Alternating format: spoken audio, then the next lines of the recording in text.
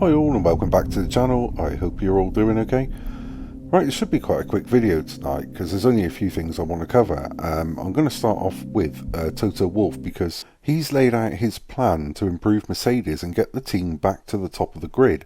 Lewis Hamilton and George Russell have both voiced their concerns with the W15 and Wolff is under pressure to deliver for his drivers. He plans to experiment to find the root of their issue and solve it. Wolff said, "I think we are coming to a point now that we probably need to experiment every single race, not only on Friday because our performance seems to get worse throughout the weekend. We are good on Friday, then we are good on some of the sessions on Saturday, but the more grip we have, the faster it goes, the more we reach the performance ceiling of the car, but our data shows that it's not the ceiling."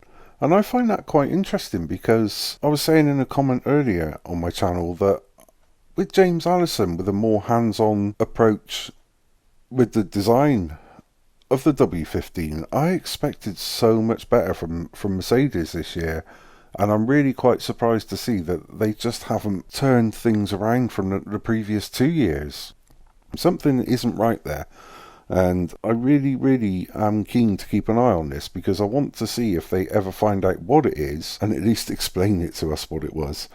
But then I want to move on to Sky Sports F1's Ted Kravitz because he cheered that a driver other than Max Verstappen won the Australian Grand Prix, which left many viewers confused. Some questioned whether reporters and commentators should express such feelings when providing coverage, but Kravitz explained that he only wanted a more competitive grid. Kravitz said, "Max Verstappen didn't win. For the first time, I think he was going for 10 in a row. For the first time in 9 races, we had a different winner. That's what I've been dreaming about. Not necessarily that Max Verstappen doesn't win, but that we had a different winner." And yeah, I agree with what he's saying. Definitely, it is nice to see a different outcome. And then, more trouble again for Red Bull and Christian Horner by the look of it.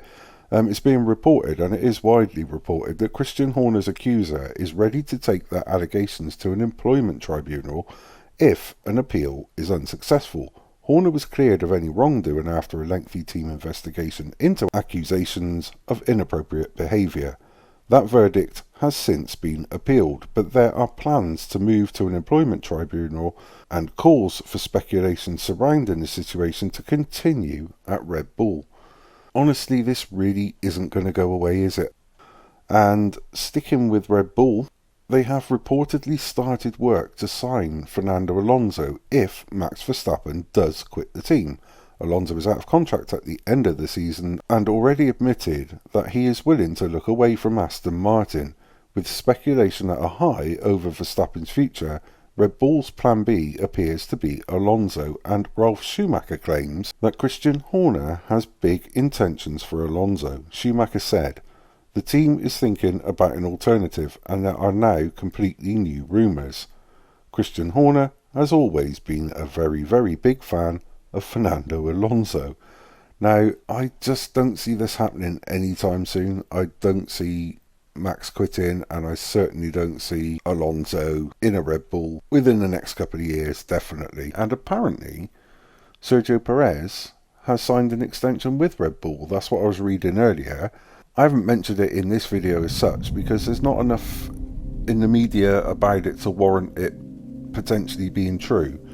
Again, it's just pure speculation. So, like I've said before, I will only cover something if I read it in multiple different sort of media sources, because otherwise it could just be throwaway comments or throwaway rumours, and I'm not into that. So that's why I've not really mentioned it, but we'll see how that goes anyway.